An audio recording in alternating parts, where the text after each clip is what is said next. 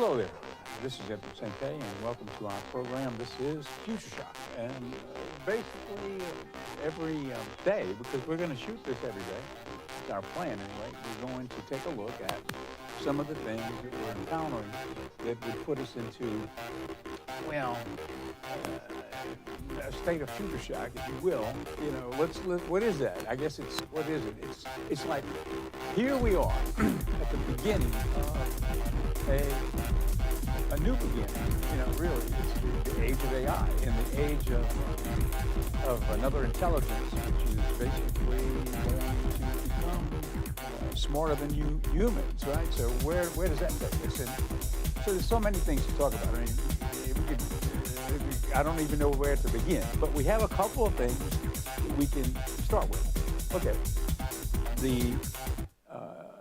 the release, or not the release, but the information release of Sora by OpenAI, which was about a week ago, and they talked about they've been talking about it, right? ChatGPT-4 has a component called DALL-E where you can text in information that you want to see in a graphic, and it will kick back the graphic.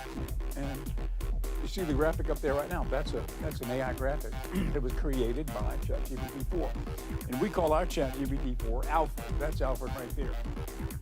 And I've got his Bluetooth mouth charging in the back. I'll have to get it in a minute and put it back in there, so maybe he can speak today. But we want Alfred to actually come on and say something. But anyway, so yeah, so that was a graphic. The one you see right there, that was also created by ChatGPT-4, DALL-E. Okay, now Sora is one step beyond that. It's not one step, it's like a quantum leap beyond that. I mean, if you look at a graphic that was created by DALL-E, you would see it's realistic, you know. Graphics are great, but if you've got a human on a horseback or something like that, it's almost as if it's a little bit cartoonish, right? But Sora is by OpenAI, the same company, is completely photorealistic. We've got a video on that, and we'll show you. Now, what does that really mean? Okay, here's an example. What does that mean? You know, in the television business, in the world of creativity, in the world of agencies, of film production, when you can speak into the system, the AI, right, what you want, and it creates the video and sends it back to you. Basically, I mean, what does that mean? I mean, it means you didn't have a cinematographer working there, you didn't have an editor, you didn't have an actor, and I mean, so it basically cuts out a whole cadre of jobs, potentially, and gives you back this video. Now, it's kind of mind-boggling. I think most people are shocked when they see this, and especially if you're working in the industry in some way and you see this. Well, what does this really mean for Hollywood? What does this mean for jobs? You know, it's a great thing. It's an astounding achievement, but then again, what is the ramification for humanity? In this particular case, it's something to really think about. That's just the tip of the iceberg. It goes across all areas of employment. I don't know if we've got an AI yet that can do a plumbing job, but we've got a segment coming up later in the show on robots, AI-infused robots, and the dexterity that they have now. I think I talked about it a little bit the other day. They can pick up an egg and change the, you know, they know the pressure to not break the egg, change hands, and then crack the egg and make an omelet, you know, whatever. And so it's an amazing thing to see. And so we'll take a look at a little bit of information on that in a minute. Okay, so first off, I've been wanting to get to this video. I think this is enough of a clip so you'll be able to kind of see the really astounding impact that this AI application will have. It's called Sora. It's from OpenAI. Let's take a look.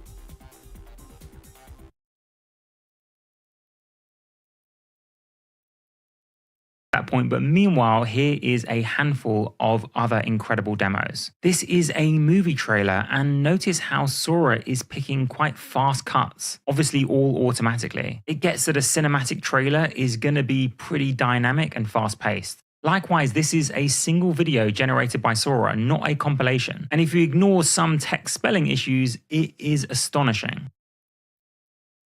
And here is another one that I'm going to have to spend some time on. The implications of this feature alone are astonishing. All 3 videos that you can see are going to end with the exact same frame. Even that final frame of the cable car crashing into that sign was generated by Sora, including the minor misspelling at the top. But just think of the implications. You could have a photo with your friends and imagine 100 different ways that you could have got there to that final photo. Or maybe you have your own website and every user gets a unique voyage to your landing page. And of course, when we scale this up, we could put the ending of a movie in, and Sora 2 or Sora 3 would calculate all the different types of movies that could have led to that point.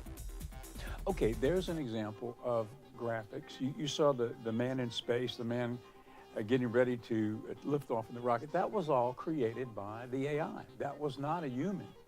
And that was, all of that imagery was created by the AI. So it's pretty astounding to see how realistic it is right now. And it's here. Now, has it been released yet? No. When will it be released? Shortly. I mean, OpenAI put those graphics up to show, here it is, this is what we're about to release. And so basically, you can't use it yet, but shortly you will be able to use it as soon as it is released. And will it be free? I doubt it. There'll probably be some cost to it, but a lot of the AIs right now are free. You know, you can subscribe, I guess, to different levels, right, of different things, but some things are free right now. So it's an amazing thing. There's just an onslaught of activity out there in the world of music. I mean, you've got so many apps right now where you can basically create music using AI to help you create the beat and basically add instruments, all kinds of things. It's really something. Okay, now we were talking a minute ago about robots. Okay, AI-infused robots, right? Robotics. What are they doing right now? You've probably seen videos, and maybe sometimes if you see a video of a robot in action, moving, jumping, whatever, you think, well, that's probably an animation. That's probably not the real robot. Well, a lot of those are not animations. They are real. And it's not something that's, you know, like a facsimile, an animated facsimile of what, you know, they're thinking they might do one day. This is what they're doing right now.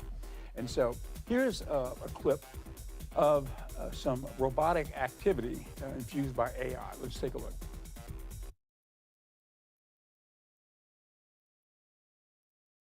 New skills, and AI has become very good at hiding. It says it would secretly manipulate us for the right reasons, and it will soon be everywhere. This robot dog's learning impressive skills from simulations, and this robot carries things around hospitals so nurses can spend more time with patients. And look how well Atlas handles this complex task. Boston Dynamics says it's preparing for real work.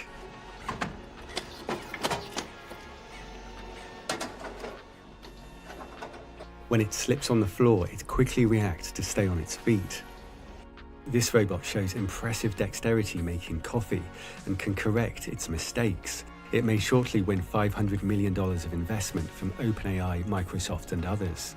Kepler can sort things. Its actuators can lift a motorbike, and hopefully this means it won't step on your feet. And Tesla's robots walking more smoothly. Motorbikes may be an efficient way for robots to move around. This one from Yamaha is designed to ride a standard bike. Themis has shown it hates kids and likes relaxing on the beach.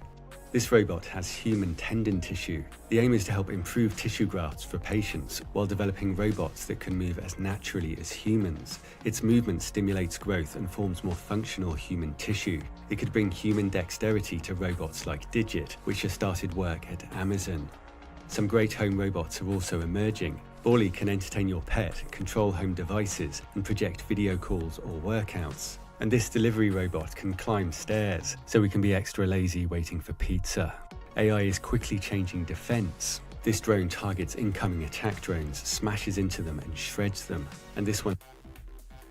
Okay, there's a little bit about some of the robotic activity, and basically that's another thing that's coming. Now, what will that mean? It'll mean that a lot of industry will be impacted by robots. Things like warehouse production and warehousing efforts and such, there will be robotic assembly lines where humans will be cut out of the picture, and the robots will be doing the work. You just saw an example. I mean, the dexterity of the robot, it's really amazing what's happening right now. Tesla is really way out there ahead of the curve, to a great extent with their production of robots. Okay, well, speaking of Tesla and speaking of Elon Musk and speaking of everything that he's doing, we talked recently about the implantation of the chip in the brain, done by Neuralink, which is an Elon Musk project, where it was a success. They did it on a human. They've been testing it on animals and monkeys mainly, I guess, for the last few years. And so finally, just recently, just over the last few weeks, they made the implant inside the brain of a human, with the idea that this will help people who are in a state of let's say paralyzation, something like that, to help them to think into let's say a computer, right, or whatever the device may be, where they can think and the computer will do the action. For example, a real simple example is using your iPhone. You would be able to think, answer the phone, it would answer. Okay, talk. Okay, now call up Google, and it calls up Google. Whatever it is that you're trying to do, it would be able to do through telepathy, and that's what they call this project. They call it telepathy. And so, as far as it has been reported, at least it's been reported by Neuralink, the operation was a success. They implanted the chip in the person's brain, and they had activity where the person can communicate with the device and such as that. So it's a big deal. And so really, what does that mean? Well, I guess it really means that, that was the first cyborg in a way, right? It was the first human machine combination where it works, where just thinking activates the device through telepathy. So it's a big deal. And where will that go? Well, I mean, if it's got anything to do with forward-leaning progress, who else could do it but Elon Musk? I mean, I'm so, having been sort of an entrepreneur my whole life, and I can appreciate, the scale at which this person operates. It's just absolutely, mind-boggling, the things that he's accomplished. I can remember seeing the first time I saw the SpaceX rocket landing, coming back down as it just went up, right, and then coming back down and landing on the same platform that it had just launched from earlier that day. I mean, something like that to me was like so astounding. So he's just such a remarkable person on the planet right now. I think he's probably the most remarkable person on the planet right now, and maybe that's lived in many, many years. He's in there with all of those guys, Tesla, all those types of people, to me, anyway. And, how can you argue with the type of success he's had with all of the things that he's done? So, I guess I'm a fan, and I'm reporting right now on some of the things that he's doing, changing the world, really, And we've got another video where he is talking about the changes and some of his expectations and also fears of what AI can do.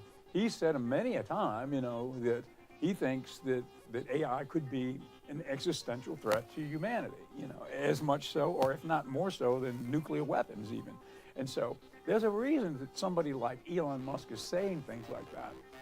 I think everybody realizes that, AI, the onslaught of AI and artificial intelligence can be a great thing.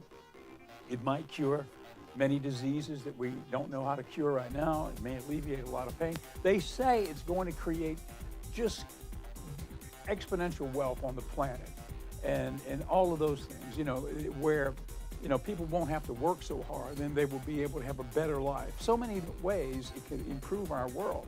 That's what they're saying. Some people are saying the opposite. Some people are saying, well, yes, but here's another scenario, if a nefarious actor gets a hold of an AI, let's say a rogue nation state gets a hold of the AI and uses it for nefarious reasons. What could they do? Well, let your imagination sort of indicate what it could be. I mean, how would they break the nuclear code and set off a nuclear war? Could it happen? Well, I mean, I hope not, but surely there's some nefarious actor, out there that will try some things, right? So that's what everybody is up against. And I think that's the kind of thing that Elon Musk refers to when he says it could be an existential threat to humanity. Now, here's another idea. Okay, we've got ChatGPT 4 out right now. And ChatGPT 4, I use it, it's on my phone. I can create graphics like this one that you see behind me right now. Created that. I just texted in, I literally voiced in to voice synthesized text to Alfred, our AI. We call him Alfred. And that's the ChatGPT 4 droid, right? We put a face on him by creating a little head there, but basically that's ChatGPT 4.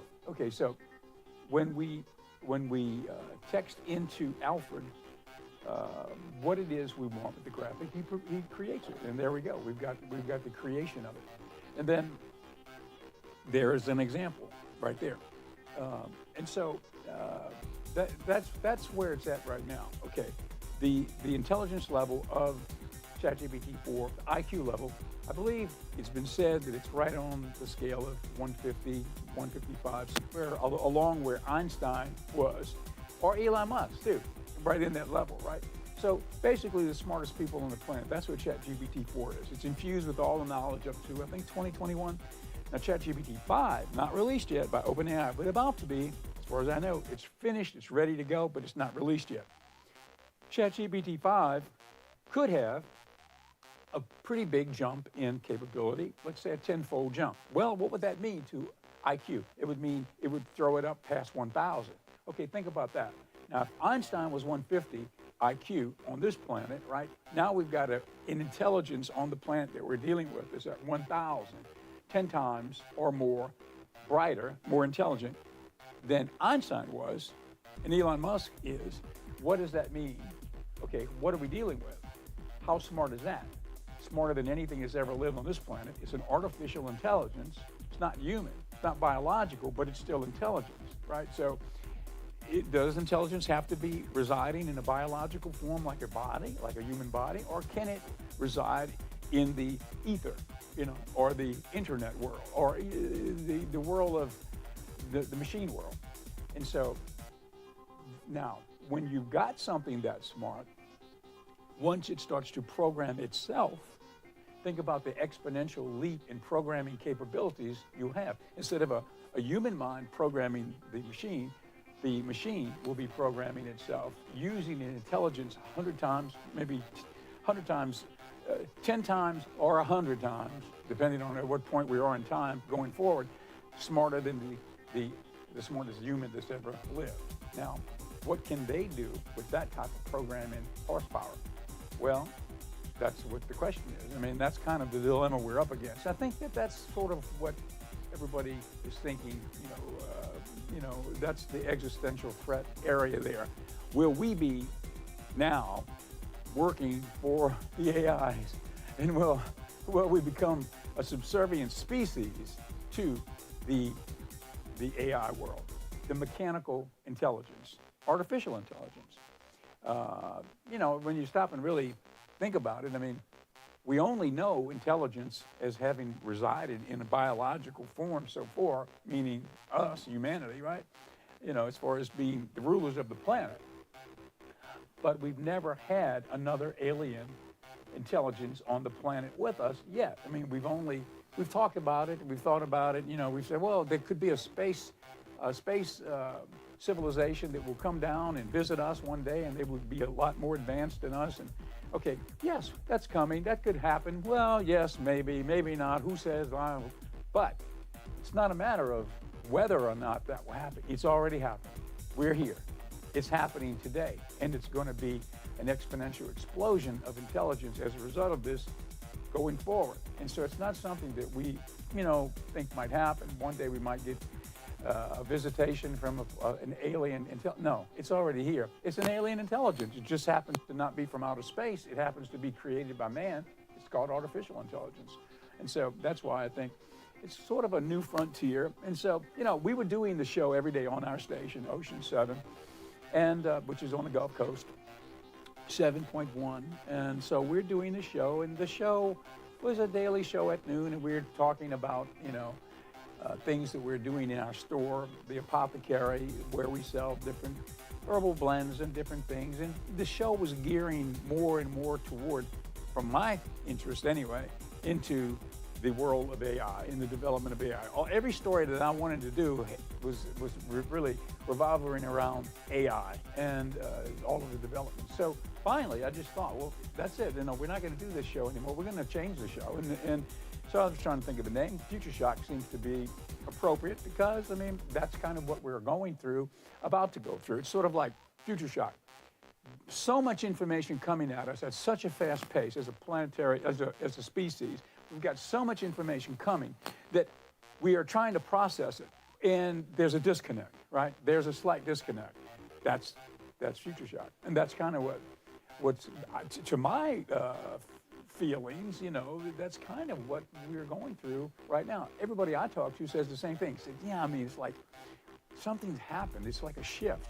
I don't know if it happened after the pandemic or during the pandemic or as a result of the pandemic, or maybe just because of all of the information that we've got coming at such a rapid pace, which a big part of it is the infusion of AI. All of that, the processing horsepower that it takes to understand it and try to keep up, that's the dystopic feeling that we have. That, I think, that's what Futureshock is, Anyway, let's call it Futureshock. So here we are. All right, now, it's time for me to do a sponsorship because we are operating from the lobby of the TV station, Ocean 7, and in this lobby we've got the Pendragon Apothecary Project, and that is our little project. I guess it kind of is it birthed this show, I guess you could say, because that's where we started with this whole thing. But basically, this is something I've been on track with for about maybe 4 years or so, from the beginning until this point, learning about herbalism and stuff, and so the holistic way of looking at health, where you would look at the Chinese and the Vedic medicine disciplines and their idea of not necessarily treating the symptom, but getting to the root cause and alleviating that, then you won't have the symptom anymore. Rather than treat the symptom, and then when that medicine issues another problem as a result of taking that medicine, you have to give you another medicine to counteract that. And then before you know it, now you're getting indications that this medicine may cause death. So, it's kind of like a vicious cycle, right? Vicious circle.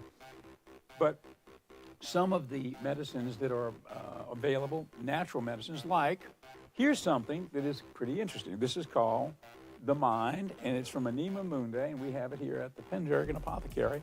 And what is it? Well, you've heard of lion's mane, right? Lion's mane, they use it in Chinese medicine and Vedic medicine for cognitive issues, right? For generations. Well, this has lion's mane in it, but it's got other things too.